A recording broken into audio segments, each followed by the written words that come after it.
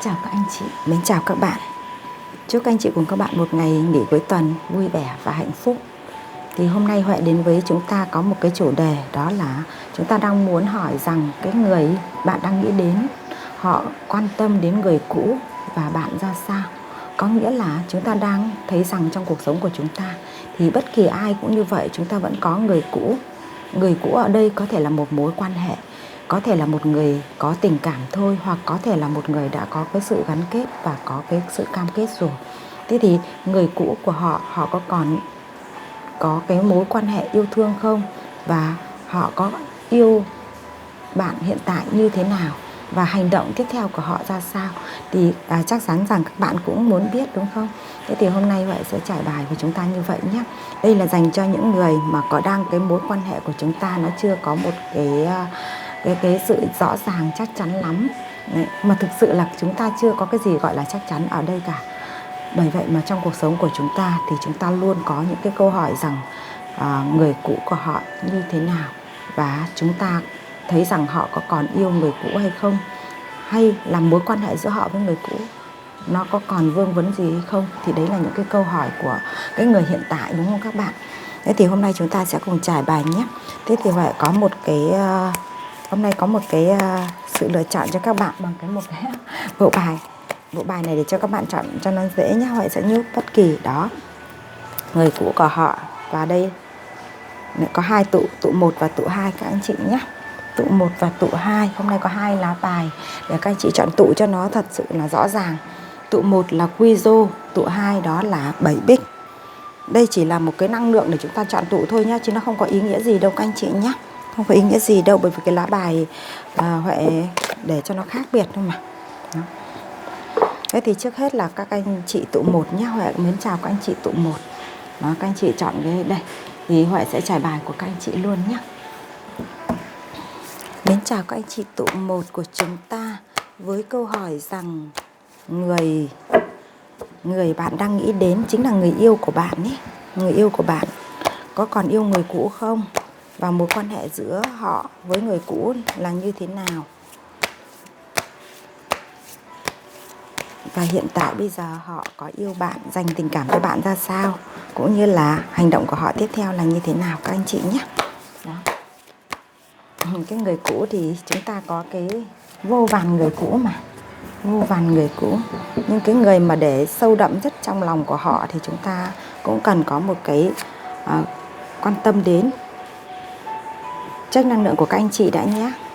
Các anh chị tụ 1 của chúng ta. Chúng ta thấy rằng cái năng lượng của anh chị tụ 1 của chúng ta ngày hôm nay này, mở đầu cái là đã là một công bằng công lý rồi. Anh chị là một trong những cái người mà nắm cái cán cân của công lý công bằng, hay một cách khác là anh chị là một trong những người mà có cái năng lượng về tâm linh rồi anh chị ơi.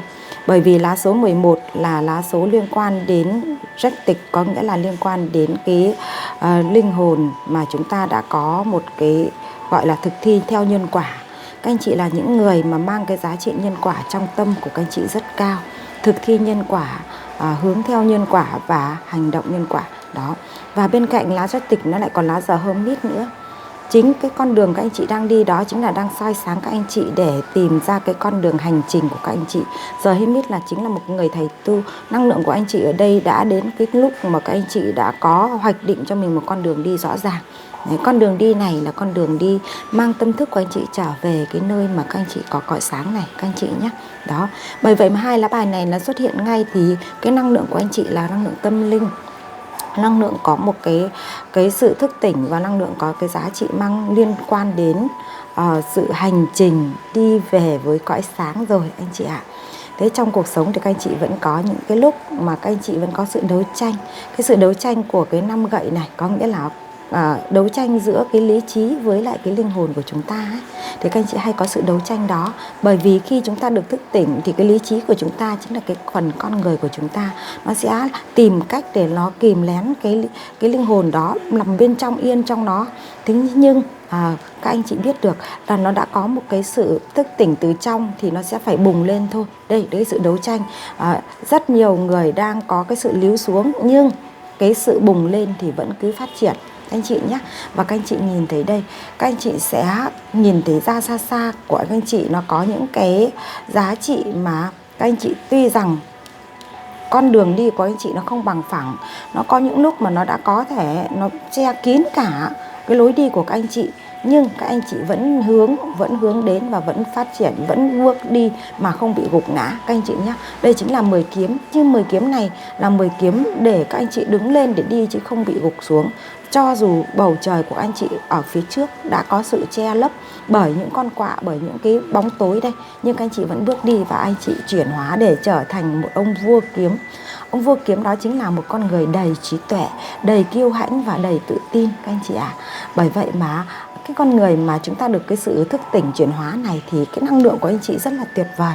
Nên các anh chị khi soi xét trong bất kỳ cái mối quan hệ nào thì các anh chị cũng đủ trí tuệ để các anh chị soi xét nó và các anh chị nhìn nhận nó. Thế nhưng các anh chị vẫn nghe cái trải bài này bởi vì chúng ta vẫn muốn sáng tỏ hơn về cái người mà chúng ta đang tương tác đó, họ nghĩ về người cũ của họ như thế nào và cái mối ràng buộc của họ với người cũ có còn không.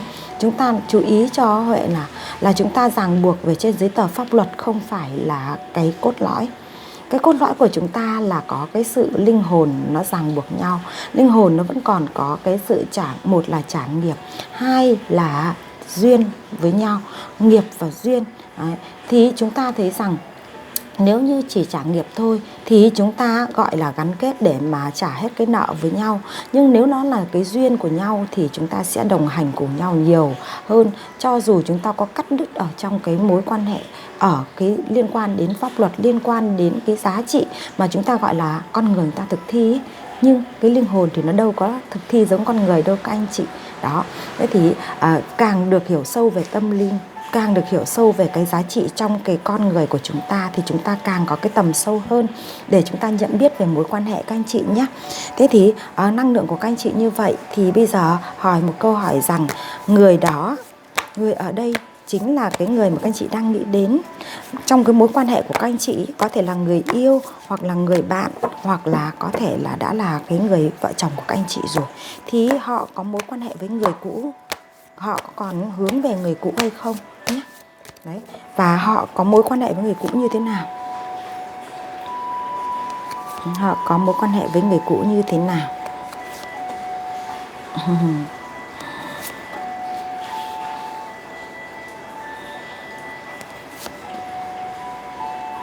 Đó.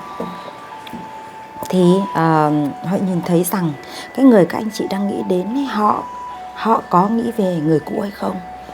Thì câu hỏi ở đây đó chính là họ có sự phân vân. Họ có sự phân vân và đôi lúc họ vẫn nghĩ đến cái con người đó, nghĩ đến cái sự gọi là kết nối với cái quá khứ của họ. Thế nhưng cái kết nối quá khứ của họ đây thì họ nghĩ về cái gì? Họ nghĩ về một cái giá trị mà hai người họ đã có một cái sự tương tác nào đó để thành lập ra những cái giá trị mà họ có được. Bởi vậy mà cái mối quan hệ của họ cũng không có một cái, có nghĩa là họ nghĩ về cái điều tốt nhé. Cái con người của các bạn đang tương tác này, họ nghĩ về điều tốt chứ họ không nghĩ về điều xấu đâu.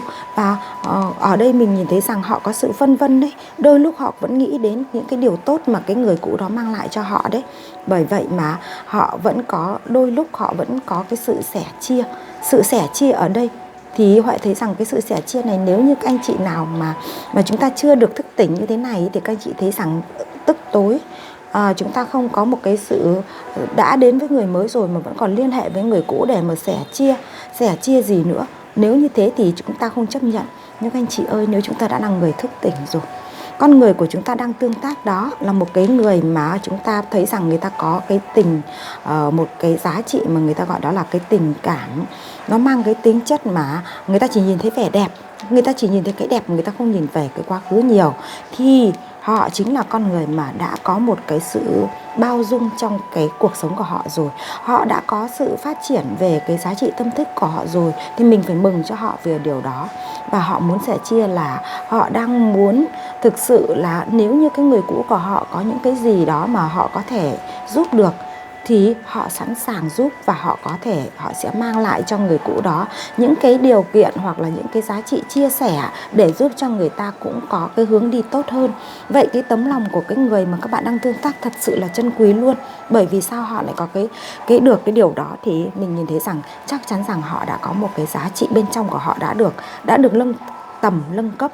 Và các bạn nhìn ngay sang lá bài này, con người của họ thực ra là họ đã có cái tầm nhìn, họ đã có cái sự phát triển, và cái mối quan hệ cũ của họ tuy rằng họ không còn đồng hành cùng, nhưng họ vẫn là người mà mong muốn nhìn thấy, và cái người mà cũ của họ ấy, họ muốn rằng cái người cũ của họ cũng được hạnh phúc, cũng được tròn đầy. Do vậy mà các bạn nhìn thấy đây, đôi lúc họ vẫn có một cái sự nặng tâm về cái người cũ của họ, có thể là chưa được tròn đầy, chưa được bứt lên, để vẫn còn có những cái lúc mà còn có cái sự gọi là nỗi buồn như thế này. Đấy, có nghĩa là tất cả đây vẫn còn những cái người cũ này thỉnh thoảng vẫn có cái đó. Thì cái người đang tương tác với các bạn ấy, họ cũng muốn giúp để giúp cho cái người đó là nhìn thấy giá trị của cuộc sống, để mà đồng hành và bước đi trên một cái con đường mà tươi sáng hơn. Bởi vậy mà cái trí tuệ của cái người của các bạn đang tương tác này là họ có một cái tầm nhìn rồi các bạn nhé. Họ không còn cái sự mà ghen ghét, họ không còn cái sự mà đố kỵ, họ không còn cái giá trị mà mang những cái mà gọi là những người khác người ta bảo đã dứt thì là phải dứt, và đã ghét thì mới dứt. Nhưng cái mối quan hệ chia tay này mình thấy rằng không phải là có sự ghét bỏ gì nhiều, nhưng có thể họ không hợp nhau. Họ không còn đi đồng hành cùng một đường, bởi vì họ có nhiều lý do họ không hợp nhau. Thì mình cũng không nói được hết những cái nguyên nhân đó. Thế nhưng mà để cho cái con người của tương tác với các bạn này, cái người yêu của các bạn mà họ có được cái tâm thái như thế này rồi, thì phải chúc mừng người đó và chúc mừng bạn. Bởi vì sao? Bởi vì họ là những con người mà đã có một cái tấm lòng bao dung, tấm lòng yêu thương, và cả những cái sự vị tha nữa, thì họ mới có cái tâm thái như vậy. Vậy mình thấy rằng đây chính là một con người mà các bạn nên trân quý. Thế thì câu hỏi rằng họ có còn nghĩ đến người cũ không? Thì chúng ta không thể bắt người khác không nghĩ đến người khác được. Nghĩ đến, nhưng người ta nghĩ về như thế nào? Không phải họ nghĩ để họ muốn về với họ, nhưng nghĩ rằng họ có những cái gì mà cần chia sẻ cho họ, mà họ giúp được họ là họ giúp. Chúng ta thấy rằng trong nhân duyên của cuộc đời, những người mà chúng ta xa lạ, chúng ta gặp, chúng ta còn có cái lòng trắc ẩn, còn có lòng thương, còn một cái giá trị mà mang lại cho họ những cái mà chúng ta cảm nhận được, đó là chúng ta còn giúp đỡ họ. Những người đi đường chúng ta có gặp họ bao giờ đâu, chúng ta còn giúp đỡ chia sẻ cho họ. Ngẫu nhiên là cái người mà đã có những cái tương tác với họ, với cái tương tác với trong một cái thời gian, có thể đã từng yêu nhau, có thể đã là vợ chồng, hoặc có thể đã là những mối quan hệ thân thiết, là bạn bè thân với nhau. Nếu có thể là những người như vậy mà tại sao chúng ta lại có thể có những cái suy nghĩ là khi họ cắt đứt là họ cắt đứt luôn, và họ không có mối quan hệ để mà giúp đỡ họ, hoặc là có cái sự mong cầu cho họ, cho cái đối phương của họ có cái sự hạnh phúc hơn. Vậy chúng ta hãy bỏ cái tâm đó đi. Thì các bạn, mình thấy rằng các bạn ở cái tụ một này, các bạn đã đủ trí tuệ, các bạn đã đủ cái sự phát triển đến tâm thức này rồi, thì các bạn nhìn thấy, nếu các bạn nhận ra được cái người mới của các bạn, cái người yêu của các bạn mà có cái giá trị như này, thì các bạn càng phải trân quý, các bạn càng có cái sự kính trọng, và các bạn cần có sự yêu thương. Bởi vậy mà đây chính là cái mà Huệ nhìn thấy ở cái tụ một. Thế thì đang nói rằng vậy người bạn đang yêu đó, họ yêu bạn như thế nào? Quan trọng là họ yêu bạn như thế nào. Chứ còn đối với cái người cũ của họ thì họ vẫn còn suy nghĩ đến, nhưng họ suy nghĩ không phải là mang tính chất gì đó nó có cái sự muốn quay về hay níu kéo hay gì cả, mà họ chỉ mong muốn cái người cũ của họ có một cuộc sống hạnh phúc, và nếu như họ giúp được cái gì thì họ sẵn sàng họ giúp. Vậy các bạn có đồng tình với quan điểm rằng nếu như cái con người của các bạn đã nghĩ được như vậy rồi, thì có phải là chúng ta đang có một cái viên ngọc quý trong cái mối quan hệ của chúng ta không? Đó, nếu như mà bản thân của họ mà có được con người như vậy thì họ rất trân quý, bởi vì con người như vậy là con người đã biết những cái giá trị của trân trọng, trân quý cái mối quan hệ. Dù là mối quan hệ như thế nào nhưng họ không đồng hành cùng nhau, có nghĩa là họ đã có những cái mâu thuẫn, và họ đã không còn đồng hành sánh bước cùng, nhưng họ vẫn có thể giang cánh tay để mà giúp đỡ, để mà hướng nhau cùng đi tốt hơn, thì Huệ rất trân quý đó. Thế thì chúng ta hãy cùng phát triển tiếp nữa để xem là vậy Vậy cái người yêu của bạn đó yêu bạn như thế nào? Đấy, có yêu bạn không? Và hành động của họ tiếp theo nhé. Đó. Vậy Huệ thấy rằng đây là một cái trải bài mà Huệ thấy rằng Huệ cũng rất là trân quý cái đó. Lại ra lá nữa này. Bạn cũng là một người như vậy mà. Đấy, lại ra cái lá rất tuyệt nữa này. Bạn là cái người mà đã có cái sự phát triển rồi. Do vậy mà họ yêu bạn là họ yêu ở cái tâm linh của bạn đấy. Họ yêu bạn là yêu ở cái tâm linh của bạn đấy. Nhìn vào đây thì Huệ thấy rằng họ yêu bạn. Họ yêu bạn là cái mang cái trường năng lượng mà bạn có sự thấu hiểu. Bạn có sự thấu hiểu, bạn có cái sự công bằng. Họ làm gì đi chăng nữa thì bạn cũng chính là cái người thấu hiểu và công bằng. Và họ đang mang những cái trí tuệ của họ đây này phi về phía bạn, có nghĩa là đang hướng về bạn, có nghĩa là mang cái tình yêu cũng như trí tuệ của bạn hướng về, và họ sẽ quyết thực hiện cái điều đó các bạn nhé. Họ quyết thực hiện điều đó đây. Họ đã một tay giơ lên và họ tay chỉ xuống, có nghĩa là ở họ đã hội tụ đủ những cái giá trị. Và con người như vậy mình thấy rằng hội tụ đủ giá trị để mà mang cái thành tựu của họ về. Và họ chính là một Emperor, có nghĩa là một người vững chãi. Mình thấy rằng trong cái mối quan hệ của các bạn tụ một đây, các bạn chọn được một cái người đang đồng hành cùng các bạn, có thể là người yêu của các bạn nhé. Đây chính là người yêu của bạn, hoặc cái người bạn của các bạn mà đang hướng tới các bạn để mà yêu thương ấy, thì họ thật sự là một con người đã trưởng thành về tâm thức. Và cái sự trưởng thành này thì mới xứng tầm với các bạn đây. Các bạn như thế này này. Đó, các bạn là cái người trí tuệ như này, các bạn là cái người có cái năng lượng như này, thì họ cũng là cái người như vậy các bạn nhé. Đó, bởi vậy mà các bạn sẽ có sự thấu hiểu nhau và các bạn sẽ cùng mang đón nhận cái tình cảm cho nhau. Thì đây Huệ nhìn thấy là như vậy. Và như vậy là hỏi rằng họ có yêu bạn và họ đang có hành động như thế nào. Thì ở trong cái mối quan hệ của các bạn đây, mình thấy rằng cái họ hành động luôn là hành động tiến về phía bạn. Đây, đang tiến về phía bạn. Bạn là con người mà một người có đầy đủ những cái giá trị công bằng, công lý, tin và đức tin và nhân quả, thì họ sẽ hướng về phía bạn. Bởi vì họ biết rằng ở bên bạn mới là cái người sáng rõ, soi rõ cho họ nhất. Bởi vì sao? Bởi vì họ là con người đã thức tỉnh đấy.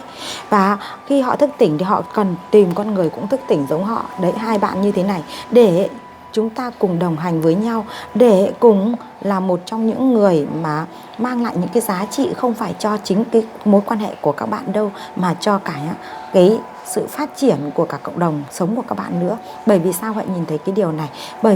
Bởi vì các bạn đây là những người như thế này thì các bạn sẽ là những người mà không chỉ dẫn dắt cái con đường sáng của các bạn, mà các bạn còn sẽ có cái sự dẫn dắt cả một cái cộng đồng của các bạn đi theo con đường sáng nữa. Nên các bạn sẽ đón nhận, và mình biết rằng các bạn sẽ đón nhận cái tình cảm của cái người này. Và bởi vì bên cạnh người này các bạn luôn luôn có sự yên tâm về cái sự cảm thấy rằng người ta rất là vững chãi, người ta rất là trưởng thành và người ta rất là có cái giá trị mà ở đó mình thấy sự bình yên. Thế thì mình sẽ trải tiếp cho các bạn xem. Vậy bước tiếp theo mà họ hành động cụ thể nhé. Họ hành động cụ thể như thế nào? Họ hành động cụ thể như thế nào? Họ hành động cụ thể như thế nào? Đây, các bạn nhìn thấy chưa? Đó, họ hành động cụ thể như thế nào? Họ coi bạn, nếu như mà trong cuộc sống của họ thì họ coi bạn đó là nữ hoàng của họ. Nữ hoàng của họ là một người mà giúp cho họ xóa đi những cái sự buồn, xóa đi những cái giá trị mà họ đã có những cái vướng mắc ở trong cái quá khứ của họ đây. Trong quá khứ của họ đây, mình nhìn thấy đây, tại sao họ rời đi nhưng họ vẫn có sự trân quý cái mối quan hệ cũ. Bởi vì họ đã xây dựng với nhau được 8 cốc rồi các anh chị ạ. 8 cốc rồi nhưng họ vẫn rời đi. Và khi rời đi thì họ buồn mà. Họ rất buồn luôn. Họ buồn, họ nhìn thấy những cái sự đổ vỡ này. Thế nhưng khi bạn xuất hiện, bạn là con người mà đã có một cái sự soi sáng như này, bạn xuất hiện, bạn cầm một cái ngọn đèn đến bên họ, thì họ nhận ra được bạn chính là cái nguồn ánh sáng của họ. Bạn chính là cái người biết cân bằng cho họ. Và bạn chính là cái người mà có năng lượng đồng điệu với họ. Và bạn chính là người giống như hai đứa trẻ được trở về bên họ. Họ đến bên bạn nó giống như là những đứa trẻ nó được trở về với nhau lâu ngày ấy.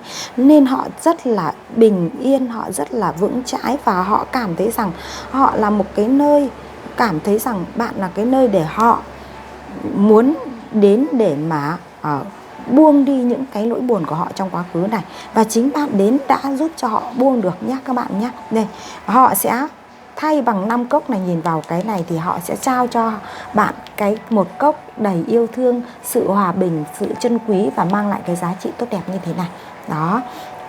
Bởi vậy mà trong cái tụ 1 của chúng ta, bạn là cái người mà mang cái ngọn đèn soi sáng đến để giúp cho họ quên đi cái quá khứ của họ. Cho dù quá khứ của họ đã đạt đến 8 cốc các bạn ạ, cũng là một trong những cái quá khứ của bạn có những cái dấu ấn, có những giá trị đẹp.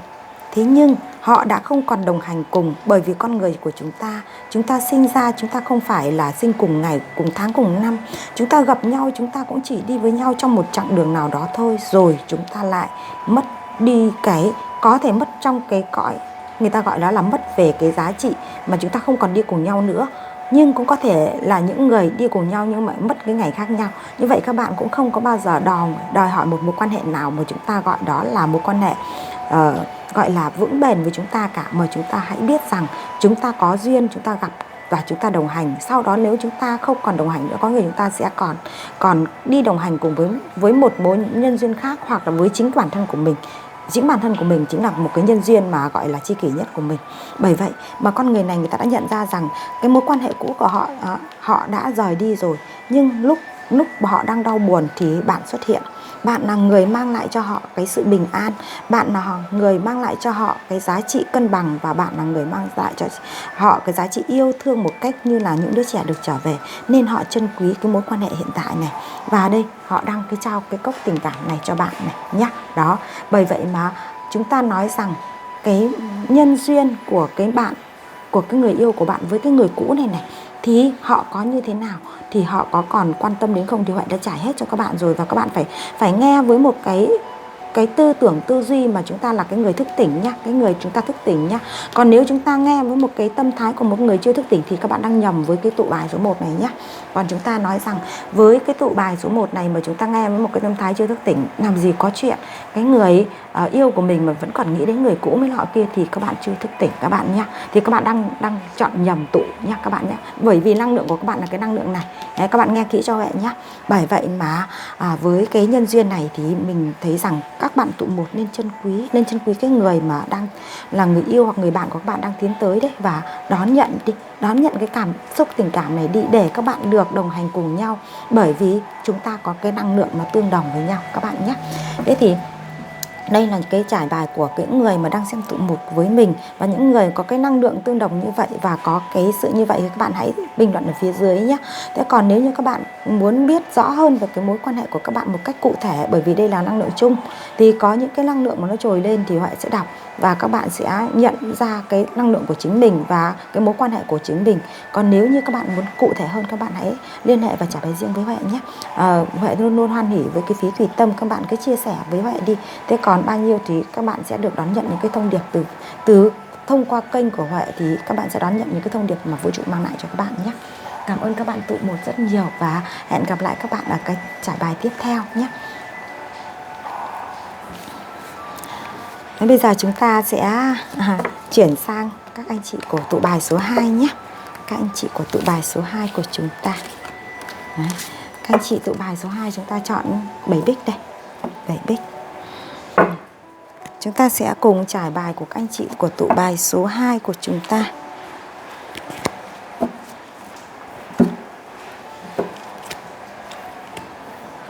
Này, Huệ sẽ để các lá bài như vậy. Giờ chúng ta sẽ cùng trải bài của tụ bài số 2.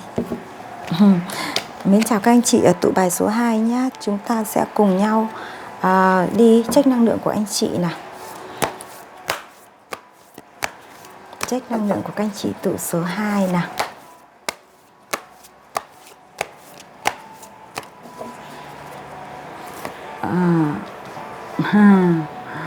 King of Pentacle. Ôi chà, các anh chị tụ 2 nghe có một cái điều gì đó viên mãn rồi đấy. Có một điều gì đó viên mãn rồi đây này. Đó. Ace of Cup. Hôm nay Huệ có cái trải bài mà mang cái giá trị năng lượng rất là cao như các anh chị ạ. Năng lượng cao mà. Đó, đây nhé. Các anh chị ở tụ bài số 2, các anh chị nhìn rõ mình chưa nào? Nhìn rõ mình đúng không? Đó. Các anh chị nhìn rõ về, soi rõ về mình này. Cái thứ nhất là các anh chị là những người mà thực sự là các anh chị đã bằng lòng về cái vật chất của các anh chị đó. Các anh chị đang ngồi bên cái giá trị về cái vật chất, gọi là cái tài vật của các anh chị, mà các anh chị có một cái sự sung túc viên mãn. Có những cái giá trị mà cảm thấy rằng các anh chị như thế là thấy viên mãn, rất là tuyệt vời các anh chị nhé. Thế nhưng mà trong cái con người của các anh chị, bởi vì sao vậy? Nhìn thấy cái lá này là cái lá chủ đạo này, cái lá giờ hết tịch này là chủ đạo. Các anh chị là con người có cái năng lượng tâm linh cao này. Đó, các anh chị là những con người mà mang cái trực giác tâm linh rất cao luôn. Do vậy mà các anh chị có cái giá trị bên trong của các anh chị đang phát ra đây.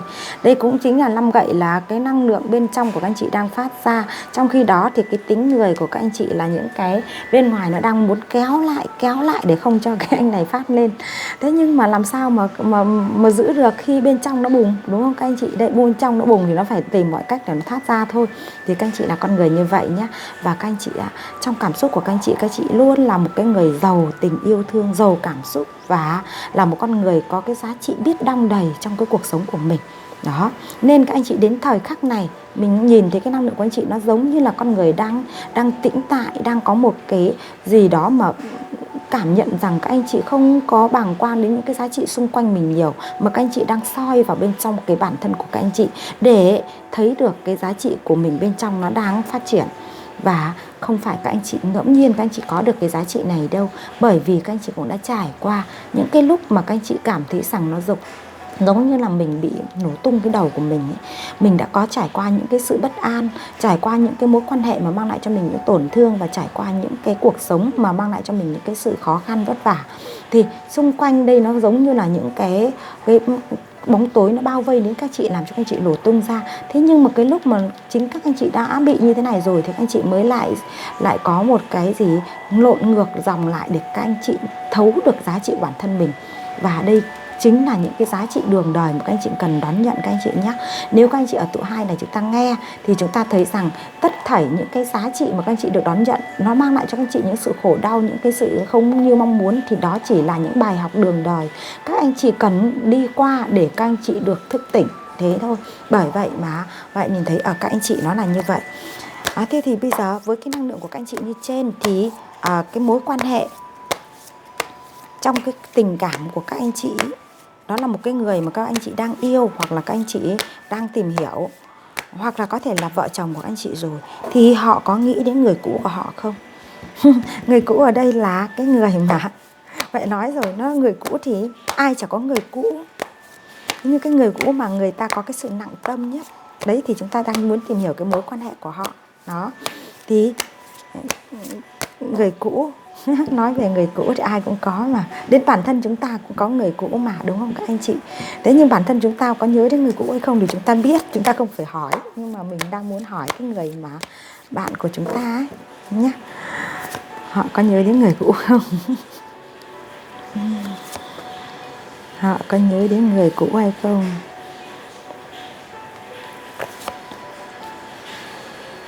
Họ có nhớ đến người cũ hay không?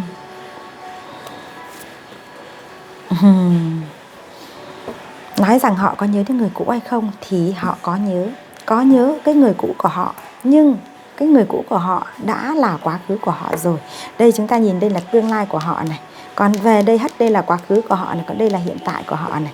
Hiện tại của họ, họ đã trở thành một người vững chãi, một người phát triển và một người có một cái trụ vững rồi. Lên đôi lúc họ nghĩ về cái quá khứ là nghĩ về cái người mà đã có những cái cảm xúc mang lại cho họ, đã từng gắn kết với họ, có tình yêu với họ.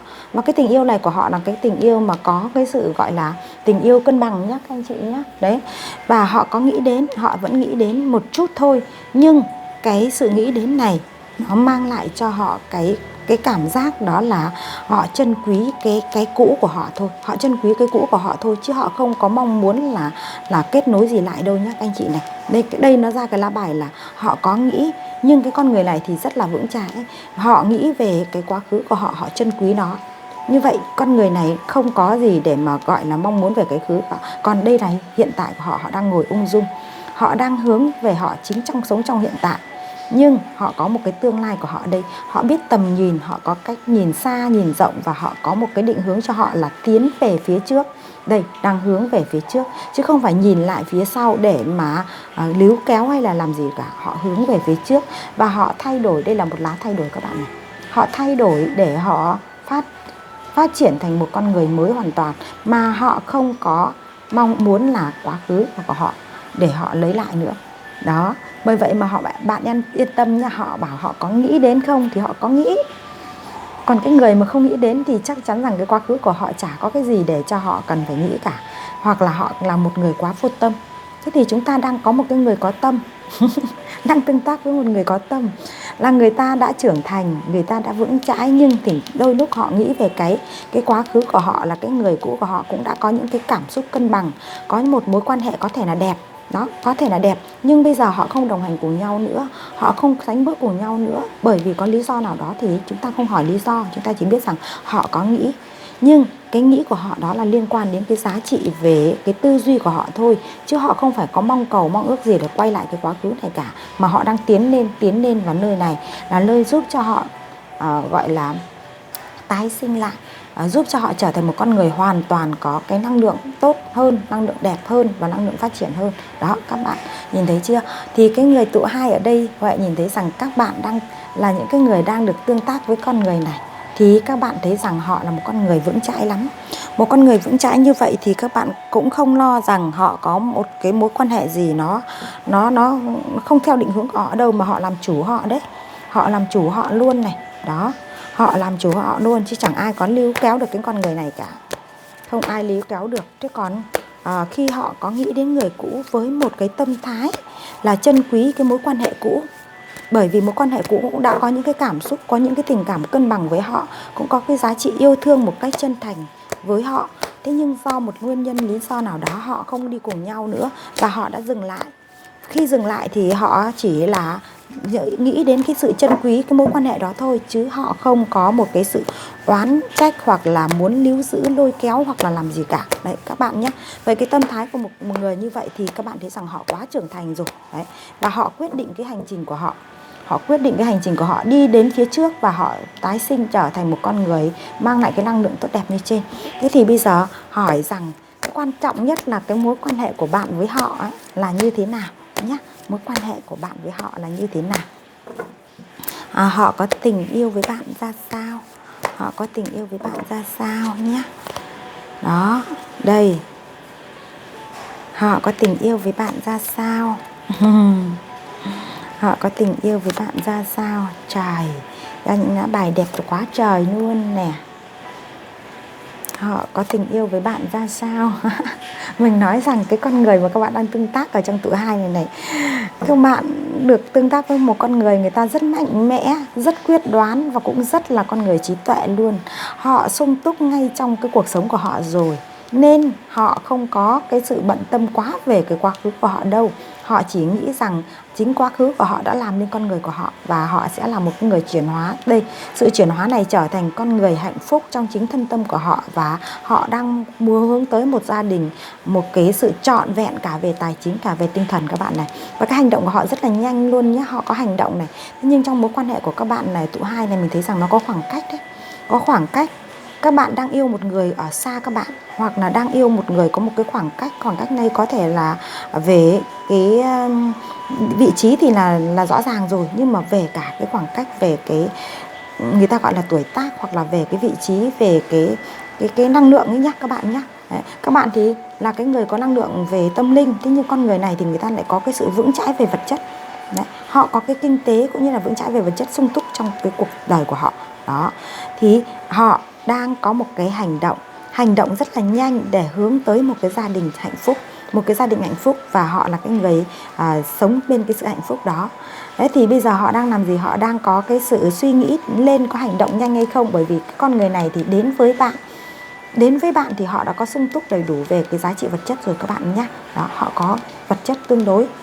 Nếu như nói về giá trị thì chúng ta không có thể so sánh được bao nhiêu là đủ. Thế nhưng mà cái người này thì người ta tự thấy đong đầy, tự thấy đủ, và họ thực sự là con người có trí, có khí phách và có cái tầm nhìn, nên họ vững chãi. Đây họ là Emperor mà, họ vững chãi lắm các bạn nhé. Bởi vậy mà tương tác với con người này thì các bạn sẽ yên tâm thật sự về cái cách suy nghĩ, về cái cách hành động.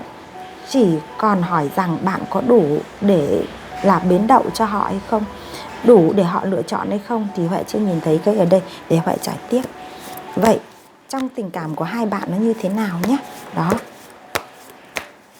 Nhiều khi là chúng ta lại phải lật lại cái vấn đề của mình là mình có đủ để họ thấy được cái giá trị bên mình hay không. Đó.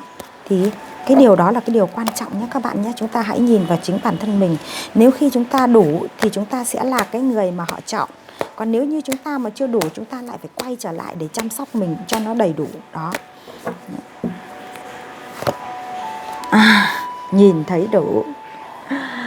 Các bạn là nữ hoàng tiền. Đấy.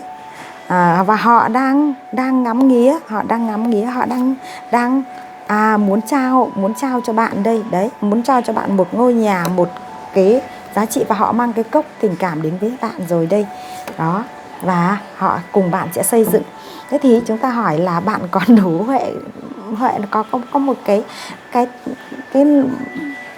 suy nghĩ nào, như khi bạn đã có tâm thức như thế này, bạn có đủ để cho cái người này ở bên bạn một cách bình yên hay không, thì họ nhìn thấy bạn là một nữ hoàng của trong lòng họ. Họ trân quý, họ yêu thương, và họ đang là cái người mà muốn ngắm nhìn cái con người mà họ đang có trân quý đấy. Họ muốn trao cho bạn cái giá trị, gia tài cũng như tất thảy những cái gì họ có, họ muốn trao cho bạn đây. Bởi vì họ nhìn thấy ở đó nơi bạn là cái nơi bình yên, nơi bạn là cái nơi hạnh phúc mang lại cho họ. Và họ ngoài trao về cái giá trị của họ, họ còn mang cái cốc tình cảm của họ đến cho bạn nữa đây. Đến với một cái tâm thái là họ rất nghiêm túc chứ không phải là mang đến một cái là hời hợt đâu nha, nghiêm túc. Và họ thấy rằng bạn chính là nơi để giúp cho họ thăng hoa, giúp cho họ phát huy tiếp những cái giá trị của họ. Bởi con người này sống rất vật chất, sống rất thực tế. Huệ nói rằng rất thực tế luôn. Thực tế là họ vững chãi về vật chất, họ làm kinh tế. Còn bạn thì phát triển về tâm linh bạn nhé. Nếu như kết hợp với con người này thì bạn không phải lo lắng về kinh tế, bởi vì người ta là cái người vững chãi về nó. Thì còn bạn sẽ là cái người mà thổi hồn cho họ, để cho họ có cái động lực, để cho họ có một cái giá trị mà phát triển về cái năng lượng bên trong của họ, để họ phát huy hết cái khả năng lực của họ, cái tầm nhìn của họ. Còn bạn thì sao? Bạn thì sẽ là cái người được dựa vững vào cái con người này để bạn phát huy cái giá trị tâm thức bên trong của mình. Bạn không còn cái giá trị buồn như thế này nữa bạn nhé. Bởi vậy mà trong cái mối quan hệ thứ hai này, cái tụ bài số 2 này, Huệ có nói rằng người ta có còn nhớ người cũ hay không, và cái cách nhớ người cũ của họ nó như thế nào thì Huệ đã trải ra rồi. Còn đến với bạn thì họ có chân thành như bạn không, họ yêu bạn ra sao, thì cái trải bài đây Huệ cũng đã phân tích rõ rồi, Huệ không nói lại nó dài. Bởi vậy mà các bạn hãy lắng nghe. Trong cái trải bài của Huệ các bạn hãy lắng nghe, bởi vì cái giá trị mà trực giác của Huệ khi phát ra những cái câu ấy, thì có thể các bạn nào mà nghe mà nó chưa thông, các bạn nghe lại nhá. Bởi vì là những cái câu từ của Huệ ở đây nó mang một cái tầm, có nghĩa là người ta nói rằng nó mang một cái giá trị mà khi thức tỉnh, bởi vì cái năng lượng của các bạn nó thức tỉnh, thì Huệ phát ra những cái câu nó có mang cái giá trị thức tỉnh như vậy, chứ nó không mang cái tính chất mà con người ở đây là con người mang tính chất kinh nghiệm cài đặt vào đâu. Huệ không có kinh nghiệm nhiều đâu, nhưng mà Huệ đọc theo cái lá bài như vậy đấy. Đấy, cái kinh nghiệm thì thực ra là cái con người của chúng ta sống nó có kinh nghiệm, nhưng chúng ta không áp đặt cái kinh nghiệm của mình cho người khác được đâu, không có. Mà lá bài ra như sao thì Huệ đọc như vậy các bạn nhé. Các bạn hãy nghe chính bằng cái trái tim của mình, nghe bằng cái sự tỉnh thức của mình, bởi vì hai trải bài ngày hôm nay đều có cái sự thức tỉnh trong các bạn hết. Các bạn đang thức tỉnh hết rồi, các bạn đều là những con người tâm linh rất là cao nhé. Đó, bởi vậy mà Huệ cũng rất muốn rằng các bạn hãy đón nhận những cái thông điệp mà Huệ đang chia sẻ với các bạn về cái mối quan hệ của các bạn, để các bạn trân quý cái mối quan hệ này. Và chúng ta sẽ có cái sự, nếu như các bạn muốn rõ ràng hơn, câu chuyện của các bạn cụ thể hơn, băn khoăn của các bạn, bởi vì Huệ nhìn thấy các bạn vẫn đang băn khoăn rất nhiều này, thì các bạn hãy là cái người mà chia sẻ riêng với Huệ để chúng ta cùng tháo gỡ nhé. Chúng ta cùng có cái thông điệp vũ trụ mang lại riêng cho các bạn. Đây là năng lượng chung, các bạn hãy đón nhận một cách cởi mở nhất nhé. Cảm ơn các bạn rất nhiều và chúc các bạn luôn ăn vui và hạnh phúc nhé. Đó, và chúng ta hẹn gặp lại các bạn ở những trải bài tiếp theo. Thì Huệ cũng sẽ mỗi tuần Huệ có 3 video, các bạn hãy đón nhận nhé. Và các bạn hãy đăng ký cái nút cái chuông thông báo ấy, để mỗi lần Huệ ra video là các bạn đón nhận được ngay nhé. Và cảm ơn các bạn đã luôn ủng hộ, đồng hành và chia sẻ những cái video của Huệ đối với mọi người, cũng như là Huệ rất thích đọc những cái comment của các anh chị, bởi vì đó chính là cái sự động viên của Huệ nhé. Cảm ơn các anh chị rất nhiều.